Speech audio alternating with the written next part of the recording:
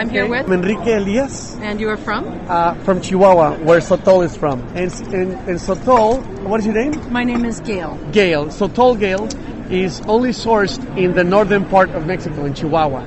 So you have essentially three areas where you source agave from in Mexico. You have the central area, which is where you source tequila. In the south of Mexico, you source or you find Oaxaca. And in the north is where you get Sotol. Okay. And Sotol is a very innovative agave product. It is 100% organic. It is also kosher, lepesa.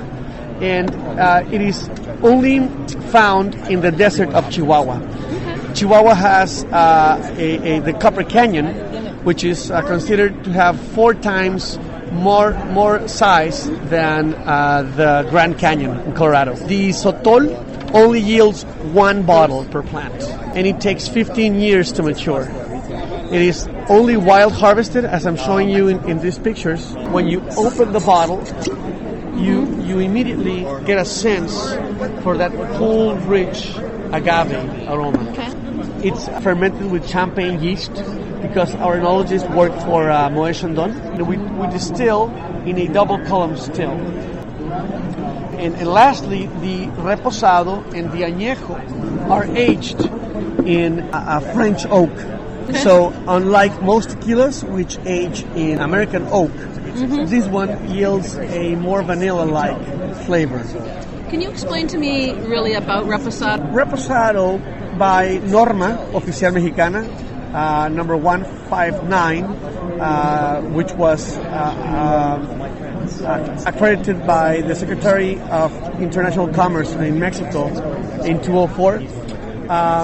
They break out or they point out that there are 3 main types of agave products: plata, reposado, and añejo. The plata is a big task because you're trying to achieve the same smoothness as the one you achieve with the reposado with the aid of the barrels. So if you don't have a perfect distillation, a perfect cooking, a perfect selection of the plants, you will not get it. How long has your family been in this business? My grandfather started it in the late 60s.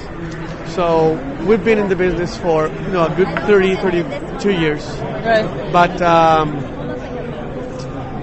we had a big lapse between the brandy and starting Sotol because a great deal of our family members passed away in a big plane accident, private plane accident. So we had to put everything on hold, restructure all our businesses in Chihuahua, and look at the industry again. And that's when we saw that brandy, in those 10 years when we had been on hold, was not what it was before, but tequila was. So we said, okay, should we change everything up to tequila? Makes sense because it is definitely there and it's booming and it's nobody sees it going down. It's here to stay, right? But then we saw that if we came out with another tequila, it would be just to step in line because you have tequilas that have been there for 300 years. So we saw that there was a plant that was part of the agave family called Sotol, and that produced a Sotol, a spirit made out of agave, but nobody had tried to produce it in a super premium or ultra premium manner. And that's when we teamed up with the enologist that had worked for Martel, had worked for Moet Chandon, and we said, can you try and do something very premium out of this agave? He started working on it in 1991. By 1997, he felt comfortable with what he had. And we saw it, we tasted it aside from other tequilas, and we said, it can't compete. Right. We never think it's better or not, simply it's in the same level. How long have you been part of the family business? Well, I've been part of the family since I was born, of course.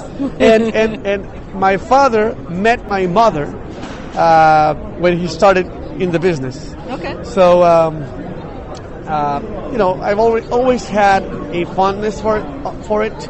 I became involved as soon as I got out of school in 2000. And your role? I'm the director, general director. Okay, cool. Congratulations. Well, thank you very much. Thank you, Gail. Cheers.